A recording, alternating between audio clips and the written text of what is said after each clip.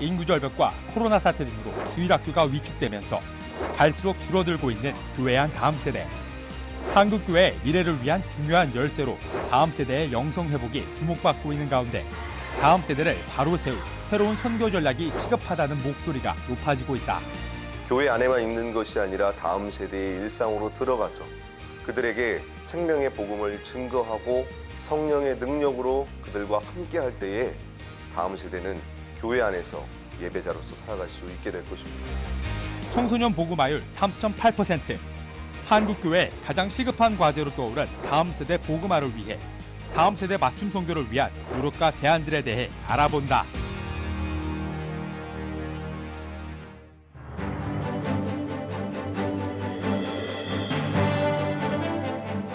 안녕하십니까. 한국교회를 논하다 진행을 맡은 박찬호 교수입니다. 한국교회는 코로나 이전부터 이미 다음 세대가 급격히 감소하는 현상을 겪고 있었습니다. 한 교회학교 컨퍼런스에서는 2050년에는 교회학교 90%가 사라질 거라고 하는 충격적인 전망도 내놓고 있습니다. 그만큼 다음 세대 복음화야말로 한국교회의 가장 시급한 과제이자 미래를 위한 준비가 아닐 수 없습니다. 그래서 오늘 한국교회를 논하다에서는 개육주의 생명신학 특집 그 5번째 시간으로 다음 세대 맞춤 선교 리부트하라라고 하는 주제로 이야기를 나누고자 합니다. 오늘 이야기 나눠주실 분들을 소개해 드리겠습니다. 영안 장로교회 담임 목사님이신 양병희 목사님 나오셨습니다. 예, 반갑습니다. 백석대학교 기획부총장이자 조직신학 교수이신 이경직 교수님 나오셨습니다. 네, 반갑습니다. 반갑습니다. 그리고 학원복음화 인큐베이팅 대표이신 최세롬 목사님 나오셨습니다. 반갑습니다. 예, 반갑습니다. 예, 바쁘신 중에도 이렇게 참석해 주셔서 감사합니다. 코로나19로 교회들마다 예배의 패러다임이 바뀌면서 지난해부터 정부의 방역 지침에 따라 온라인 예배와 현장 예배를 병행하고 있는 그런 상황입니다. 특별히 코로나 사태로 한국교회가 겪게 된 변화와 현주소에 대한 정확한 진단이 필요할 것 같습니다. 특히 한국교회의 미래인 다음 세대에 미친 영향은 대단히 크다고 할 수 있겠습니다. 자, 그래서 한국교회 다음 세대 문제 어떻게 바라보시는지 먼저 양병희 목사님께서 열어주시겠습니다. 네, 다음 세대라고 하는 말 자체가 꿈과 희망입니다. 그래서 10대는 꿈을 꾸고 20대는 그 꿈을 준비해서 30대가 되면 영향력을 발휘하라는 말이 있습니다. 바로 꿈은 마치 유정란과 같습니다. 어미닭이 22일만 품고 있으면 생명의 병아리가 나옵니다. 생명이 있기 때문입니다. 이 다음 세대에는 바로 꿈이요 생명이요 희망입니다. 그런데 지금 다음 세대가 과연 다음 세대인가 오히려 다른 세대로 변해가고 있다고 하는 것을 보게 됩니다. 이번 코로나로 인해서 비대면 예배가 처음 시작될 때는 예배의 사후모함이 많았는데 이 장기화되면서부터 마음이 굳어지고 무덤덤해졌습니다. 이것은 작년부보다 무서운 것은 우리 교육부가 더 큰 타격을 받고 있습니다. 특별히 청소년들에게 중독 문제는 굉장히 심각합니다. 여기에 게임이라든가 또는 도박, 스마트폰, 성중독, 특히 잘못된 성문화로 이 동성애 문제가 심각하게 있습니다. 이걸 막아야 할 저희들의 사명인데 제가 한교연 대표이장을 할 때에 시청 앞에서 퀴어 축제 반대로 피켓을 들고 강력하게 여기 나서서 규탄하고 저항하고 또 막았던 시위했던 그런 일이 있습니다. 마치 이 시대는 점점 영적으로 어두워져 가던 사사시대와 같지 않는가 그런 생각을 해봅니다. 사람마다 자기 옳은 대로 자기 소견에 옳은 대로 행하던 그렇죠. 사사시대의 모습이 오늘 우리의 모습이다 이런 말씀해 주셨고요. 예, 교회가 겪고 있는 또 특별히 다음 세대가 겪고 있는 어려움에 대한 그런 말씀 최선호 목사님 한번 좀 나눠주시면 감사하겠습니다. 예, 통계청 발표에 따르면 학령 인구는 2015년에 892만 명에서 25년에는 708만 명으로 10년간 184만 명이 감소했다고 말하고 있습니다. 1년 내에 약 18만 명씩 감소할 것으로 전망하고 있는데요. 그러나 최근 통계청 자료를 보면 인구 감소 추이가 10년 더 앞당겨질 것으로 전망을 했습니다. 또한 교단의 청소년 현황 자료를 살펴보면 2016년도에 꿈미교회 교육 컨퍼런스에서 오륜교회 김은호 목사님은 합동측 교회학교 60%가 이미 사라졌다고 말하고 있고요. 2050년이 되면 90%가 사라질 것으로 전망하고 있습니다. 통합측 교단 같은 경우에는 2010년에 18만 8천 명이었던 청소년부가 2019년에는 11만 5천 명으로 7만 3천 명이 감소했습니다. 그런데 한국 교회의 모든 교단을 합하면 이미 통계청 추이를 넘어선 급격한 상황입니다. 그리고 또 한 가지 그 지역 교회 상황을 좀 살펴보았습니다. 중랑구 지역 다음 세대 현황인데요. 인구 39만에 다음 세대가 3만 1,000명입니다. 그리고 유치원생이 2,000명대입니다. 10년 뒤에 중랑구의 다음 세대는 한번 한국교회가 생각해 볼 부분인 것 같습니다. 그리고 타종교와 이단들이 다음 세대 안에서 포교를 하고 있는데요. 불교와 천주교와 대순진리의 하나님의 교회 신천지 구원파 단월드 이슬람 동성애가 사단법인을 설립해서 교육부랑 여가부, 법무부랑 MOU를 맺고 합법적으로 활동하고 있다는 것입니다. 두 가지 정도 살펴볼 텐데 불교가 템플스테이를 여성가족부랑 MOU를 맺고 이것이 문화라는 이름으로 해서 국가 브랜드로 자리를 잡았습니다. 그리고 저희가 낸 세금 1,000억이 템플스테이에 지원이 되고 있고요. 하나님의 교회 같은 경우에는 모든 하나님의 교회 채플이 인성센터로 변화가 돼서 청소년들이 가득 차 넘치고 있습니다.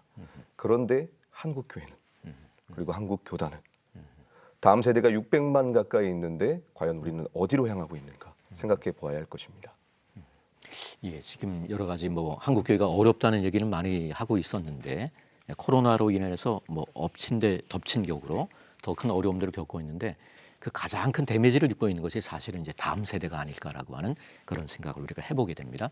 자, 그러면 이제 시대의 흐름과 변화에 따라서 우리가 앞으로 지향해야 될 어떤 다음 세대 교육과 양육 시스템 이 변화가 어떻게 이루어져야 될지 이경직 교수님께서 한번 나눠주시면 좋겠습니다. 코로나 사태는 우리 교회와 또 다음 세대 교육에 큰 타격을 준 건 사실입니다. 그러나 위기가 항상 기회가 되듯이 초대교회 예루살렘에 머물고자 했지만 박해가 심하게 나서 어쩔 수 없이 디아스포라 흩어져서 복음이 전 세계로 나간 것처럼 지금 이 상황에서 우리가 어떻게 해야 되는가 하는 것을 고민해야 될 때가 됐다고 생각합니다. 근데 패러다임이 어쩔 수 없이 바뀌는 것 같아요. 전에는 교회 꼭 마치 아이를 학교에다 보내고 아이에게 모든 교육을 학교에다 맡긴 것처럼 교회다가 주일학교다 모든 걸 맡기고 부모가 방치라고까지 아니지만 어쨌든 모든 걸 맡겼다면 이제는 어쩔 수 없이 아이들이 교회 대면 예배에 나가지 못하고 가정에 머물러 있는 시간이 많으니까 부모가 아이들의 교육을 특히 신앙 교육을 책임져야 되는 상황이 된 것 같습니다. 그래서 이전보다는 교회와 가정이 더 협력해서 아이들의 신앙 교육을 시켜야 되는 측면이 있고요. 잠깐 긍정적인 면을 찾는다면 이전에는 가족이 이렇게 함께 예배드리는 시간이 없었는데 가정 예배가 회복되는 그래서 이 가정 예배가 회복되려면 가장이 중심에 서야 되는데 이 가장을 교회가 정말 살아있는 예배를 통해서 가장을 살려낼 때 그 가장이 가정에서 다음 세대를 살려낼 수 있지 않을까 이렇게 생각합니다. 예. 다음 세대의 교육과 또 양육 시스템 어떤 변화를 해야 될지 최세롬 목사님도 한번 나눠주시면 좋겠습니다. 팬데믹으로 인해 교회 학교에서 신앙교육에 어려움을 느끼고 있는 이유 중에 한 가지는 바로 다음 세대와의 접점을 찾기 어렵다는 점입니다. 예. 다음 세대 선교에 적용해야 할 가장 중요한 점은 다음 세대를 만나기 위해서 바로 학교 현장에 가야 할 것입니다. 대안으로는 개혁주의 생명신학 실천운동인 영적 생명운동, 그 결과물인 학원보호마 인큐베이팅 운동이 있는데요. 학원보호마 인큐베이팅은 지역교회와 함께 지역 학교에 예배를 세워서 믿지 않는 청소년들에게 복음을 전하는 운동입니다. 현재 중고등학교 80여 곳에서 예배와 기도회가 진행되고 있습니다. 영적 생명운동인 학원보호마 인큐베이팅 운동은 지역교회, 지역학교, 가정, 3세대와 온 마을이 다음 세대에게 예수 그리스도의 복음을 통한 영적 생명 회복을 추구하는 영적 생명운동입니다. 예, 영적 생명 운동에 대한 것도 우리가 좀 생각해 보았고, 이 영적 생명이라고 하는 것을 나누어야 되는 건데, 그러려면 이제 접촉점이라고 하는 게 중요하다라고 하는 그런 말씀인 것 같고요. 자, 그래서 뭐 이경주 교수님 말씀하시면서 그 가정의 중요성이 이제 많이 대두가 되고 있는 그런 가운데 있는데, 이 목회자 가정은 뭐 문제가 없는 것 같아요. 목사님이 예배 인도를 계속 하니까. 근데 이제 많은 경우 일단 그 평신도들 가정에서는 굉장히 부담이 될 것 같은 그런 생각도 많이 들거든요. 그래서 이 부모 세대를 위한 어떤 교회 노력 이런 게 또 필요하지 않을까 생각되는데, 양병희 목사님 좀 나눠주시면 감사하겠습니다. 유대인들이 2000년 동안 디아스포라 흩어진 민족으로 살다가 1948년에 독립을 했습니다. 그럼에도 불구하고 놀라운 것은 자기의 모국어를 잃어버리지도 않고 있었습니다. 이것은 가정에서 하나님의 말씀을 끊임없이 가르쳤다고 하는 겁니다. 들려주고, 이게 바로 쉐마 교육인데, 유대인들이 살고 있는 지역을 가보면 두세 가정이 모이면은 이 회당 공동체를 이루는 것을 보게 됩니다. 그리고 자녀들이 학교에 갔다가 집에 오지 않고 먼저 회당에 가서 성경을 공부하고 민족 정신을 공부한다는 거예요. 그 유대인의 교육법을 보면, 예를 들면 생선을 먹고 싶다고 자녀가 말하면 우리는 잡아가지고 이 입에다 넣어줍니다. 그런데 이들은 물가로 데려가서 그물질을 하고 낚시를 하는 방법을 가르친다는 거예요. 이게 굉장히 오늘날의 유대인들의 특유한 민족 정신과 어떤 가치관이, 신앙이 유지되어 오는 그런 일이라고 생각하면서, 그래서 저희 교회도 이 코로나를 중심해서 가정을 강한 목장화시켰습니다. 그래서 다른 데는 다 비대면인데 가정에는 어쩔 수 없이 뭐 대면 아닙니까?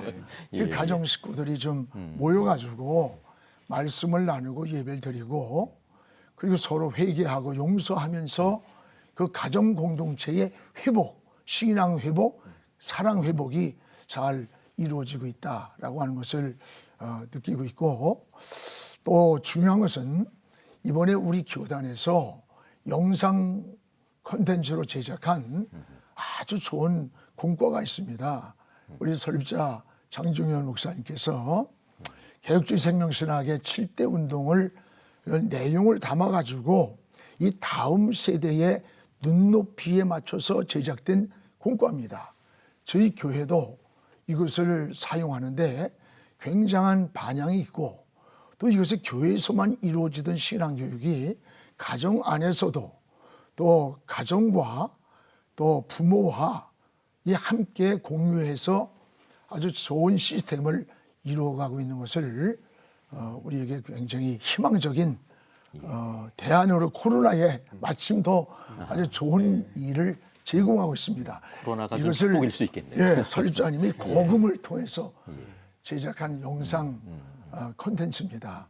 많이 교회가 사용하면 아주 좋겠다는 생각이 듭니다. 개교회가 하기는 어려운 면들이 있는데, 그렇죠. 이제 교단에서 이건 아마 해준 것들을 교단에서 함께 나누고 해주셨기 때문에 예, 참 좋습니다. 예, 예. 유대인들 같은 경우는 뭐 세대차가 존재하지 않는다 이런 얘기를 제가 들은 적이 있습니다. 세대마다 세대차가 존재하는데 이 어떤 그 바른 어떤 교육을 통해서 신앙 교육이 잘 되니까 세대차가 존재하지 않는다 이런 얘기를 들었던 것 같은데요. 자, 부모 세대들을 위한 교회의 노력 여기에 대해서 또 한 번 더 이경직 교수님도 나눠주시면 감사하겠습니다. 그 부모 세대를 위해서 이제 교회가 그 가정 예배가 잘 활성화될 수 있도록 또 살아 있을 수 있도록 부모를 영적으로 교육하는 부분이 굉장히 중요합니다. 저는 지금 이렇게 가정 예배의 중요성이 부각된 부분이 부모 세대에게 어떤 의미에서는 신앙의 도전이 된다고 생각을 합니다. 하나님께서 사도 바울을 통해서 내가 그리스도를 본받은 것처럼 너희도 나를 본받으라 이렇게 권면하게 하셨는데요. 사실 내가 그리스도를 본받은 것처럼 너희도 그리스도를 본받으라 이렇게 말하기는 쉬운데, 내가 그리스도를 본받은 것처럼 나를 본받으라 이렇게 말하기는 상당히 어려운데, 제가 이것이 바로 가정에서 부모가 자녀들에게 해야 될 말이 아닌가라고 생각을 합니다. 그런데 이게 도전이 됩니다. 왜냐하면 24시간 같이 있다 보니까 아이들이 부모의 삶을 다 들여다보고 있거든요. 저 같은 경우는 이제 초등학교 아이가 초등학교 때 주일에 학원에서 뭐 특별 과외를 시켜준다는 거예요. 근데 예배 시간하고 겹친 거예요. 어떻게 하면 좋으냐고 묻더라고요. 근데 당연히 제가 목사니까 교회 가야지 이렇게 말은 하지만 솔직히 조금 흔들렸습니다, 안에서. 그러나 겉으로는 쿨하게 전혀 아닌 것처럼. 왜냐하면 그렇게 이야기를 해야지만 얘가 이게 반복될 일이겠다. 근데 그때 제 그 말이 굉장히 저는 잘한 결정이라고 생각합니다. 왜냐하면 아이가 보는 거죠. 신앙을 우선시하는가, 학력을 우선시하는가. 이게 부모의 가치관, 부모의 결정들을 아이들이 지켜보면서 거기서 정말 교육이 되지 않는가. 바로 이런 도전을 우리 부모 세대가 만나고 있고 진지하게 자기를 돌아보면서 이 부분에 있어서 교회가 좀 더 설교와 또 예배와 이것을 통해서 강하게 세워주는 일이 필요하지 않을까 생각합니다. 코로나로 인해서 대면 예배가 이제 불가능한 상황에서 소위 말하는 가정의 중요성이 부각이 되고 또 부모님들을 바르게 세워나가는 또 부모님들 스스로 자기의 신앙을 또 점검하는 그런 계기가 됐다라고 하는 그런 이야기를 우리가 함께 나누었던 것 같고요. 지금 이 다음 세대 문제라고 하는 건 어떻게 보면 이게 인구 절벽을 우리가 앞두고 있기 때문에 뭐 참 어쩔 수 없이 우리가 직면해야 되는 그런 상황인데요. 이 인구 절벽 시대에 대한 어떤 한국 교회의 대처 방안이나 뭐 이런 것들에 대해서 한번 양평 목사님께서 나눠주시면 감사하겠습니다. 이경직 교수님 지금 이야기 들으면서 그 아버님이 훌륭한 목사님이거든요. 역시 이경직 교수님 아버지. 예. 신앙을 잘 받아가지고 예. 계신 참 훌륭한 DNA가 있구나. DNA. 근데 그 다음 세대까지도 갈등의 분야에서 하나님 편의 가치관을 갖는다는 게 굉장히 마음에 와닿습니다. 사회적인 가장 큰 이 재앙이 지금 출산 감소 아닙니까? 이것은 뭐 지금 현재 한 가정이 결혼하면 0.84 한 사람이 아니에요. 이게 태어나는 인구의 통계인데 이것이 한국 교회도 지금 우리 최 목사님이 아까 한 교단이지만 전체적으로 보면 77%가 교회 학교가 없답니다. 그렇다면 이 코로나로 인해서 일어나는 앞으로의 문제는 아마 심각할 겁니다. 이대로 간다면 한국 교회가 100년 후에 존재할 것인가? 또 이 나라에 100년 후에 인구 감소가 계속된다면 과연 대한민국이라는 나라가 있을 것인가? 어느 분이 그것이 불가능할 수도 있다는 아주 무서운 것을 발표한 걸 봤어요. 저희 교회는 이 출산 장려를 위해서 자녀가 처음 태어나서 오면 강례상에 와서 전 성도들이 굉장한 환영을 하고 또 축복 기도를 해주고 두 아이, 세 아이가 되면 국내외 해외 그 여행권을 주면서 격려해주고 또 넷째를 낳으면은 태어나면서부터 대학 졸업까지 공교육비를 교회가 전액 지원합니다. 이번에 이제 한 단계 넣어서 세 자녀부터 해야 되겠다 뭐 이런 생각을 해봅니다. 또 하나는 비혼 문제인데 오늘날 젊은이들이 결혼에 대한 관심이 과거보다 좀 적어진 것 같아요. 여러 가지 이유가 있겠지만은 그런 사회적 환경이 주택 문제 또는 출산 문제, 양육 더 나아가서 교육 문제까지 생각하다 보니까 3포, 5포, 뭐 7포까지 이야기를 하는데 그러나 사실은 우리 그리스도인들은 성경적 관점에서 봐야 합니다. 사람이 생육하고 번성하는 것, 또 남자가 부모를 떠나서 여자와 한 가정을 이루는 것이 하나님의 뜻이라고 하는 것을 생각한다면 적어도 성경적 기독교 세계관을 가지고 출산 문제, 결혼 문제를 새롭게 인식해야 된다라고 하는 생각을 해봅니다. 결국 이 다 사람이 만든 집단이고 단체일 수 있는데 가정과 교회만이 하나님이 만드신 그 공동체이기 때문에 그런 면에서 가정의 소중함들 교회에서 잘 교육하는 굉장히 중요하다고 생각하고요. 자, 인구 절벽 시대에 대한 어떤 한국 교회 대처 방안에 대해서 이건 교수님 또 사실 뭐 인구 절벽의 대처 방안에 대해서는 우리 양병희 목사님이 잘 설명을 해주셨기 때문에 제가 거기다가 추가할 건 없을 것 같은데요. 어쨌든 지금 뭐 유치원부터 시작해서 대학까지 이 저출산 때문에 정말 어려움을 겪고 있습니다. 근데 이제 이런 어려움을 겪을 때 과연 그냥 어렵다고만 있을 거냐, 아니면 여기에 뭔가 대처를 해야 되는가라고 할 때 그 예전에는 초등학교 60명, 70명 한 반이었지만 지금 20명, 저희는 90명. 90명이셨어요. 저희는 90명이었습니다. 그렇게 한데 그때는 뭐 사실은 아이들 제대로 관리가 안 되니까 주로 체벌을 하거나 이런 식으로 관리를 했는데 지금은 20명, 15명 되니까 더 그 집중적이고 양질의 교육을 시키듯이 이제 그런 교육을 교회도 해야 되는 거 아닌가, 숫자를 넘어서 질적인 어떤 추구를 해야 되는 거 아닌가 하는 생각이 들고요. 또 하나는 제가 보니까 요즘 10대들이 그러면 어떻게 교육을 하는데 좋은 통로가 될 수 있을까? 10대의 최고 선망하는 직업이 유튜브 크리에이터, 제 발음이 유튜브 크리에이터라고 합니다. 그러니까 유튜브를 만드는 그게 선망 1위입니다, 직업이. 그리고 아이들이 정보를 얻는 것도 다 유튜브고 어른들까지도 요즘 유튜브로 다 얻고 있습니다. 그렇다면 바로 교회가 이런 다음 세대를 교육하는 데서 교회 안에서도 하지만 머무는 시간이 짧으니까요. 이 미디어 선교사들, 문화 선교사들을 좀 전문적으로 양육해야 되는 거 아닌가 하는 생각이 듭니다. 고린도전서 9장 21절에 내가 여러 사람에게 여러 모습이 된 것은 아무쪼록 몇 사람이라도 구원하고자 함이니, 그러니까 하나님께서 사도 바울을 통해서 헬라인에게는 헬라인의 방식으로, 유대인에게는 유대인의 방식으로 접근하도록 하셨습니다. 그러니까 복음의 본질은 똑같죠. 생명의 복음은 똑같은데 그때 상대가 이해할 수 있는 언어와 문화로 가야 된다는 거죠. 그러니까 10대 또는 다음 세대가 이해할 수 있는 문화와 언어를 통해서 좀 접근할 필요가 있겠다. 그러나 제가 하나 강조하고 싶은 것은 우리 이제 기독주의 생명신학에서 기도 성령 운동을 굉장히 강조하는데 모든 것은 성령의 도우심을 구하는 기도 없이는 안 된다라고 하는데요.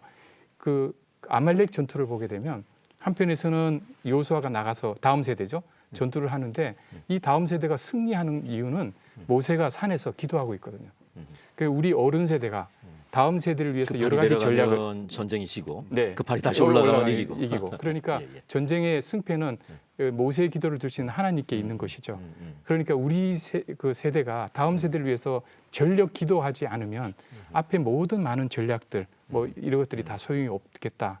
가장 줄 수 있는 선물이 기도이겠다. 이렇게 말하고 싶습니다. 그러니까 저는 그 앞에서도 뭐 통계가 나왔습니다만은 지금 10대들의 복음화율이 3.8이라는 게 이해가 좀 안 되는 거예요. 저희가 이제 전 국민적으로 보면 한 20% 이렇게 복음하면 애들도 숫자가 적어지더라도 거기가 20%가 나와야 되는데 안 그래도 인구 절벽인데 애들 경우는 뭐 6% 더 적으니까 이게 오늘 우리에게 주는 어떤 뭐 위기라고 하는 그런 생각들을 하게 되고요. 지금 뭐 코로나 사태로 이제 교회들마다 아무래도 재정적으로 어려움이 있을 것 같은데 양병희 목사님 교회에서는 어떻게 이 다음 세대들을 위한 사역들을 어떻게 지원하고 계신지 한번 나눠주시면 좋겠습니다. 우리 개혁주의 생명신학 실천 운동 가운데 이 나눔 운동이 있지 않습니까? 저는 이 개혁주의 생명신학 실천 운동은요 어떤 이론이나 이게 아니에요. 목회를 제가 41년을 하는데 목회 현장의 본질이고 또 이게 목회에서 신앙의 현장화시키는 거예요. 그래서 이 실천 운동을 저희들도 이렇게 나눔 운동을 준비하고 있습니다. 몇 가지. 그 중에 하나가 청년 희망 펀드입니다. 청년들에게 희망과 용기를 주기 위해서 이들에게 펀드를 조성해서 기금을 지원하고 있고 일종의 그러면 신용조합, 협동조합 같은 그런 뭐 그런 거보다는 교회 자체 안에 성도들이 헌금과 뜻을 모아서 지원하고 그리고 이제 청년들이 이제 청년 어떤 창업을 할 때 우리 교회 안에 전문가 그룹이 한 10명 정도 또 외부의 전문가까지 해서 지원자들에 대한 심사를 합니다. 심사를 해서. 예, 그리고 이거 뭐 생계형도 있고 또 우리가 그 창업 있지 않습니까? 둘 다 지원하면서 특별히 이 창업에 있어서 새로운 아이디어를 가진 젊은이들에게 지원하는데 이 돈은 지원하고 그 다음에 회수하지 않습니다. 실패하든 말든 쓰라는 거죠. 그러나 돈만 지불하는 게 아니라 이들이 잘할 수 있는 자문 기관들이 늘 함께 나누면서 하는데 현재 9팀 정도를 지원했습니다. 그리고 또 하나는 우리가 다음 세대를 위한 어떤 비전 운동을 하는데 이것은 40주년을 맞이하면서 저희 교회가 장학재단 또 다음 세대 비전을 통해서 100억 기금을 지금 시작하고 있습니다. 1,000만 원을 한 구자로 해서 천사 구자를 하는데 이것은 10년, 20년 후에 본인들이 떠났을 때 기금이 교회로 돌아오게 됩니다. 현재 370명 정도가 참여했고 이 코로나가 오는 바람에 잠시 멈추는데 아마 완화되면은 천사구자가 뭐 금방 될 것 같습니다. 1,000만 원씩에서 예. 1,4구자로. 그래서 인재 양성이라든가 또는 어떤 다음 세대 지교회를 세우고 선교를 하는데 과연 우리 세대가 지나고 10년, 20년, 30년 후에도 지속적인 선교가 이루어질 수 있을까? 이것은 오늘 우리가 준비해야 할 일이 아닌가 생각하고 이번에 우리 청년 하나가 사병으로 군대에서 그 월급을 주는데 다 모아가지고 이 다음 세대 비전 헌금에다가 다 했어요. 굉장히 감동적인 일이 많습니다. 그뿐만 아니라 내가 자녀들에게 유산을 물려줄 때 최소한도 자녀에게 주는 유산의 10분의 1만큼은 이 다음 세대를 위해서 이건 우리 교회만이 아닌 한국교회 이들을 위해서 선교를 위해서 하겠다라고 하는 분들이 굉장히 많은데 교회가 무슨 여유가 많아서 하는 건 아닙니다. 중요한 것은 다음 세대라고 하는 가치의 우선순위를 여기에 둘 때만이 가능하다라는 생각을 하고 또 하나는 우리가 통일헌금도 17년 동안 하고 있습니다. 매월 월삭 때 전 교인이 토요일 날 예배를 드리고 헌금을 하는 걸 17년을 모았어요. 어느 날 갑자기 다가올지 모를 통일. 지금 시대는 암담하지만 그러나 포기하지 말고 우리는 준비해야 된다라고 하는 생각을 가지고 준비하고 있습니다. 이야기를 들으면서 아마도 저희가 앞부분에서 다루었던 개혁주의 생명신학 실천운동과 연결해서 오늘의 주제를 매칭을 시키면 영적 생명이라고 하는 거를 나눠야 된다는 쪽으로 이렇게 귀결이 되는 것 같은 그런 생각을 해봅니다. 자, 다음 세대를 위한 사역들 어떻게 지원해야 될지에 대해서 이경직 교수님께서 또 좀 나눠주시면 감사하겠습니다. 다음 세대를 위해서 지금 우리 양병희 목사님 교회에서 이렇게 아주 잘 하고 계신데요. 이제 그 여력이 있고 성도 수가 좀 많은 교회는 이제 할 수 있는데 너무 작은 교회들은 그걸 못 하고 있지 않습니까? 그래서 좀 총회 차원에서 한국 교회 차원에서 좀 이렇게 협업을 했으면 좋겠어요. 그리고 특별히 아까 제가 이제 기독교 문화 콘텐츠 관련해서 말씀드렸는데 이것들을 제작하는데 전문 인력도 필요하고 예산도 많이 드는데 작은 교회가 할 수가 없거든요. 그러니까 그리고 또 중복 투자가 많이 일어나는 것 같아요. 그래서 비효율적이 되는 것 같아요. 그래서 좀 그 동일한 자원과 에너지를 총회 차원에서 한국 교회 차원에서 모아서 한다면 작은 교회까지 이렇게 흘러갈 수 있지 않을까. 그래서 정말 그 형님 교회들이 이렇게 앞장서서 동생 교회들을 이렇게 챙기는 그러면 아버지 하나님께서 보시기에 얼마나 기뻐하시겠습니까? 그런 방향으로 좀 갈 필요가 있지 않을까 생각합니다. 소위 말하는 교회의 문제가 사실 개교회주의인데 네, 그거를 좀 개교회주의다 넘어서서 보니까. 네. 서로 섬기는 네. 그런 부분들이 교회 필요하다. 연합과 일치도 그런 부분에서 중요할 거라고 생각합니다. 자, 지금 이 코로나가 확산이 되면서 가장 어려움을 겪는 거는 대면이 불가능하니까 이게 이제 아까 뭐 접촉점에 대한 걸 하셨는데 이 전도의 어려움일 것 같아요. 상당히 이 다음 세대를 위한 전도를 우리가 어떻게 해야 되는지에 대해서 한번 말씀을 최선원 목사님 해주시면 감사하겠습니다. 학원보고마 인큐베이팅은 플랫폼 사역입니다. 어느 지역이든 상관없이 지역교회와 함께 지역 학교마다 예배를 세우는데요. 그 학교 예배를 세우면 점심시간이나 창체 동아리 시간에 들어가서 팬데믹 기간이지만 아이들을 대면으로 만날 수 있습니다. 그래서 믿지 않는 청소년들에게 복음을 전하고 자연스럽게 교회로 돌아오게 되는 선순환 구조가 됩니다. 팬데믹이지만 여전히는 학교에 다음 세대가 있고 교회는 학교 안으로 들어가야 할 것입니다. 학원보고마 인큐베이팅은 만천 중고등학교에 예배를 세우는 운동인데요. 이것은 제가 신대원 다닐 때 배운 개혁주의 생명신학의 결과물입니다. 다음 세대의 일상인 학교에 예배와 기도 모임을 세워서 성경 읽기를 통한 신앙 운동을 펼쳐가고 있고요. 믿지 않는 친구들에게 복음을 전함으로 영적 생명 운동을, 다음 세대의 삶의 현장에 그리스도의 복음을 전하는 하나님 나라 운동을, 그리고 학부모 기도회를 통해 성령의 도우심을 간구하는 기도 성령 운동입니다. 또한 학원 복음화 인큐베이팅 운동은 지역 교회들의 연합과 교회와 가정, 다음 세대의 하나됨을 추구하는 회개 용서 운동이라고 할 수 있습니다. 지역 교회는 물적 인적 자원을 학교로 흘려보내고, 부모 세대는 자녀를 위해 눈물을 흘리고, 다음 세대는 자기가 다니는 학교에 예배를 세워서 다음 세대에게 복음을 전하는 나눔 운동이 바로 학원 복음화 인큐베이팅 운동입니다.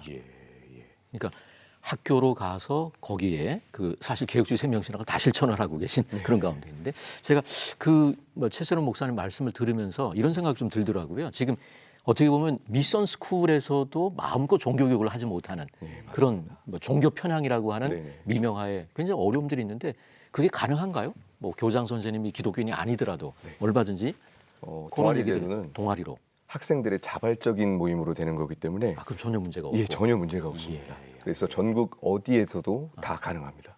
그러니까 이제 사역자들이 열심을만 가지면 얼마든지 들어갈 수 있는 부분들이 많이 있는 거예요. 맞습니다. 근데 이게 지금 뭐 우리가 시대만 탓할 게 아니고 그런 빈틈을 공략하는 게 굉장히 귀한 것 같고, 저는 사실 그런 내용들을 보면서 깜짝 놀랐습니다. 굉장히 귀한 사역을 하고 계신 것 같고요. 예, 다음 세대를 위한 전도에 대해서 또 뭐 이경직 교수님 또 네, 한번 지금 이제 나눠주시면 다음 좋겠습니다. 세대를 위한 전도라고 하는 것은 우리가 영적 생명운동, 영적 생명을 소유한 사람이 그것을 흘려보내는 거죠. 그 나눔 운동이죠. 영적 생명을 나누는 것이 이제 전도인데요. 지금 그 양병희 목사님 같이 교회에서 그 다음 세대를 말씀으로 잘 양육하는 게 다음 세대의 교육이 될 테고요. 최세론 목사님처럼 여기는 이제 교회 밖에 있는, 그러나 학교에 머물러 있는 아이들을 직접 찾아가서 교회로 다 오라고는 오지를 못하니까 찾아가서 하는데, 또 아이들이 있습니다. 교회 밖에, 학교 밖에 있는 아이들이 있습니다. 그러니까 이 아이들은 누가 이제 복음을 전할 것이냐. 그런데 저희가 이제 백석대학교에 인성교육개발원이라고 쿰이라고 하는 단체가 있습니다. 이게 쿰하면 달리다 쿰 할 때 힘내라 이렇게 꿈 이렇게도 되는데요. 우리 백석학원의 설립자이신 장종현 목사님께서 97년에 이걸 만드셨습니다. 그리고 이제 그 후에 IMF가 터져서 처음에는 교단교회 아이들 그 여름 캠프로 시작을 했는데, 점점점 이게 하면서 소위 그 시설 아동들, 우리는 부모가 없이 이렇게 사는 아이들, 그다음에 이제 사회복지센터에서 추천하는 차상위 계층 아이들, 그러니까 어떻게 보면 학교 밖, 교회 밖, 이렇게 사각지대에 있는 아이들을 불러다가 그 매년 여름, 겨울 방학 때마다 2회씩, 2박 3일씩 캠프를 하는데, 아마 코로나 터지기 전에는 한 500명씩 참여를 한 것 같습니다. 근데 이 아이들이 여기서 예수님의 사랑을 경험하는 거죠. 그리고 대학에 갈 꿈조차 꾸지 못했던 아이들인데, 이 아이들이 대학생 선배들을 보면서 꿈을 갖고 대학에 진학하게 되고, 백석대가 그 당시에 그 만약 이 아이들이 우리 백석대로 들어오면 전액 장학금 4년을 주고 기숙사비까지 무료를 줬습니다. 제가 알기로는 시설에 있는 아이들이 성년이 돼서 나오면 얼마 받고 더 이상 거기 못 머물러서 참 어려움을 그냥 이 차가운 세상으로 나오는데, 그때 대학이 받아주고 기숙사가 받아주고 이렇게 하는 거, 이게 국가 장학금 제도가 아마 그 후에 생긴 것 같습니다. 그러니까 국가 장학금의 그 원초가 백석대학교에서 시작됐다 이렇게 볼 수 있는데요. 문제는 여기에 참여하는 대학생들이 처음에는 한 80%가 크리스찬이었어요. 근데 지금은 한 80%가 넌 크리스찬입니다. 근데 이 아이들이 인성 과목을 학기 중에 배우고 또 방학 그 캠프를 위해서 2주간 자기들끼리 캠프를 합니다.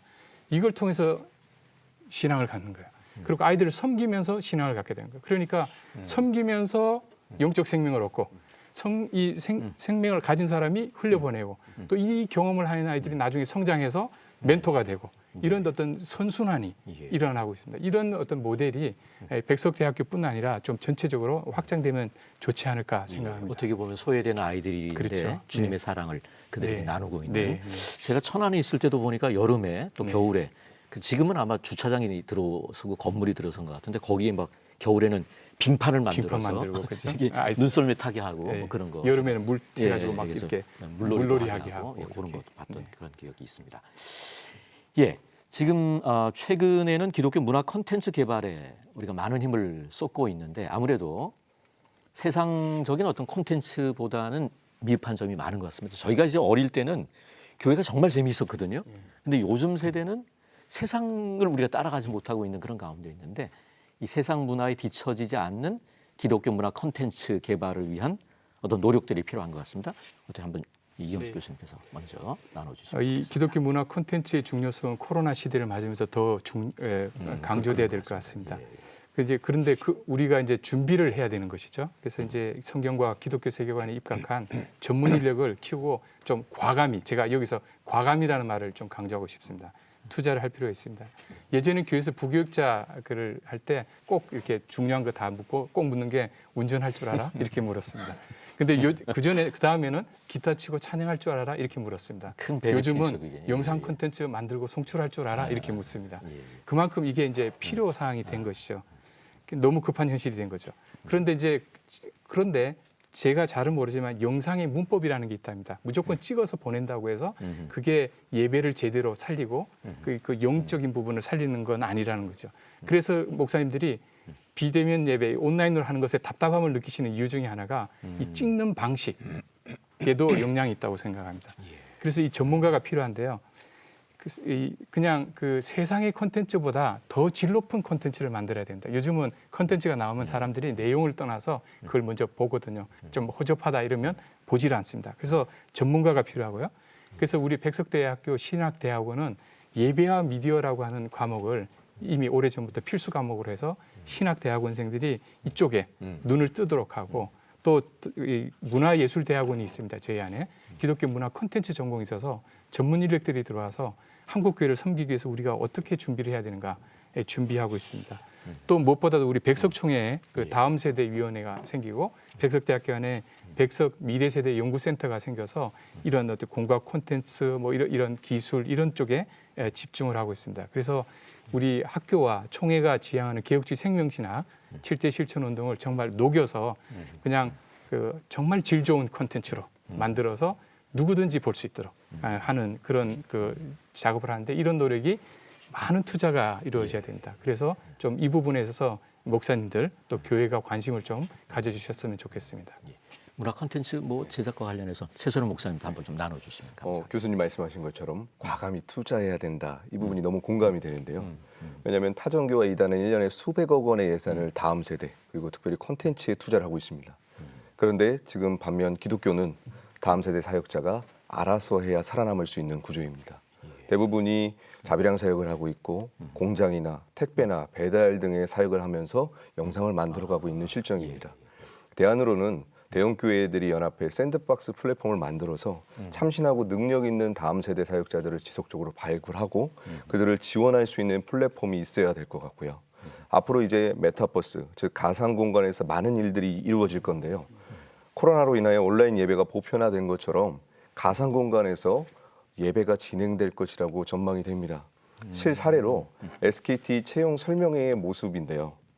앱 안에서 개설된 가상의 설명회장에 구직자들과 SKT 관계자들이 함께 모여서 총 600명이 넘는 사람들이 그곳에서 면접을 보고 사업 설명회를 진행했던 적이 있습니다.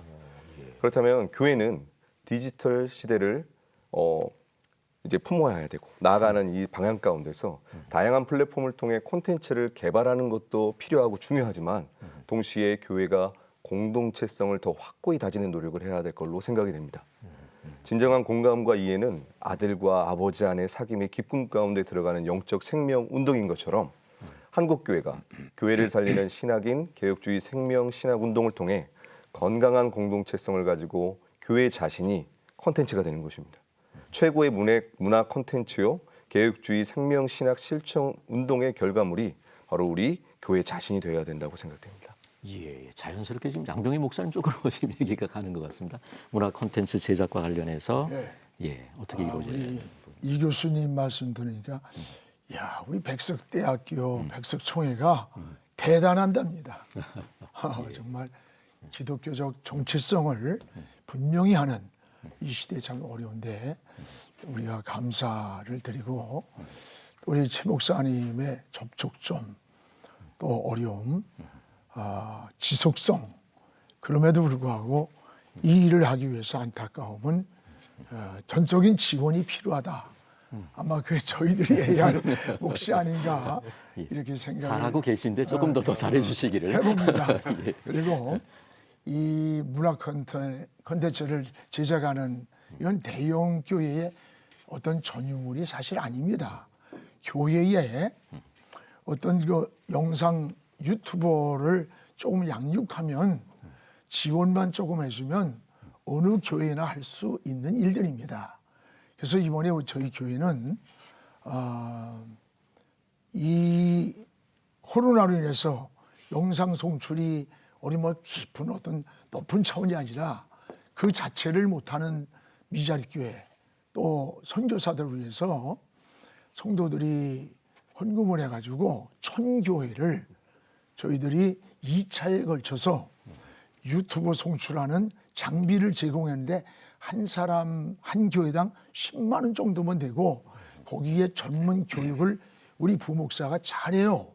그걸 해가지고 2차를 했어요. 굉장히 잘하고 있고 선교지에도 앞으로도 이제 이런 미자리 교회나 또 선교사를 위해서 저희들이 총회와 유기적 관계를 가지고 지속적으로 하겠다라는 생각을 가지고 있습니다. 그리고 이번에 교단에서 발간한 우리 이 교수님이 잘 설명했습니다.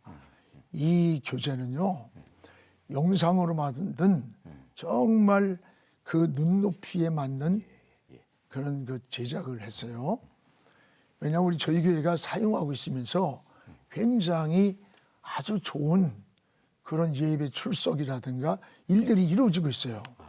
이게 우리 교단에서만 쓸 수 있는 게 아닌 게 어떤 교리적인 이런 것이 아닙니다.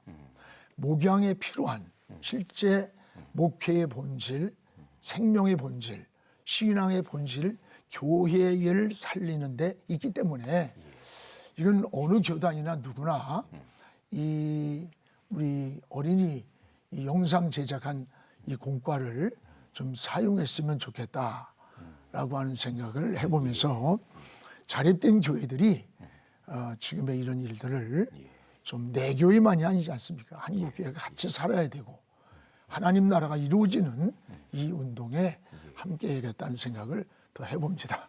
감사합니다. 한국 교회가 다음 세대를 위한 맞춤 선교를 통해서 리부트함으로 새로운 부흥과 성장의 길이 열려지기를 소망을 하고 또 이를 위한 한국 교회와 성도들에게 끝으로 한 말씀씩을 좀 짧게 이경직 교수님, 최세롬 목사님, 또 양배 목사님 돌아가면서 짧게 좀 말씀해 주시면 종의 감사하겠습니다. 공과 콘텐츠에 대해서 말씀드렸는데 거기서 말씀하신 건 나눔 운동이 일어나는 것 같아요. 큰 교회들이 더 많이 사서 작은 교회도 그 쓸 수 있도록 이렇게 해주고 하는 방법이 있고요. 뭐 앞서 말씀드렸지만 다음 세대를 위해서 과감히 투자를 하자. 그리고 다음 세대를 위해서 과감히 기도하자. 많은 시간을 들여서 기도하자. 이렇게 말씀드리고 싶습니다. 최세롬 목사님. 예수님이 이 땅에 오셔서 우리 일상으로 오신 것처럼 교회가 다음 세대 일상으로 나아갈 때에 진정한 영적 생명 운동이 일어날 것입니다. 감사합니다. 마지막으로 양배 목사님. 사랑하는 우리 한국교회 성도 여러분, 코로나로 인해서 여러 가지 어려운 시간을 보내고 있지만 우리는 결코 동굴로 돌아가는 것이 아니라 터널을 지날 뿐입니다. 우리 장종현 설립자님께서 피를 토하듯이 이 선포하고 외치는 이 개혁주의 생명신학 7대 실천 운동은 이것은 어떤 다른 신학 또 하나의 어떤 운동이 아닙니다. 목회를 41년 하면서 제가 요즘 와서 더 아주 절실히 경험하는 것이 바로 목회가 이것이다는 거죠. 그렇다면 목회의 본질, 신앙의 본질, 더 나아가서 교회를 살리는 생명운동입니다. 그래서 이 개혁주의 생명신학 7대 운동이 한국을 넘어 세계로 들불처럼 번져갈 때 이게 하나의 정말 세속화가 무섭게 이루어지는 한국교회, 또 세계교회, 이걸 심령을 살리고 또 사변화되어가는 신학을 멈추게 하는 초대교회의 새로운 부흥의 역사가 여기서 일어나리라고 확신합니다. 한국 교회를 논하다 개혁주의 생명신학 특집 시리즈, 오늘은 그 5번째 시간으로 다음 세대 맞춤 선교 리부트하라라고 하는 주제로 귀한 말씀들을 들어보았습니다. 생명이라고 하는 것은 나누어야 합니다. 생명을 나누는 것은 당대의 수적인 부흥과 성장을 통한 외연의 학대를 넘어 신앙의 내실을 다지는 것과 함께 다음 세대로의 신앙의 바통을 잘 이어주는 것도 포함할 것입니다. 은혜로 택하심을 따라 남은 자가 있느니라 라고 하는 주님이 주시는 위로와 확신의 말씀을 붙잡으며 한국 교회를 논하다 오늘 순서 여기서 마칩니다. 함께해 주신 여러분 고맙습니다.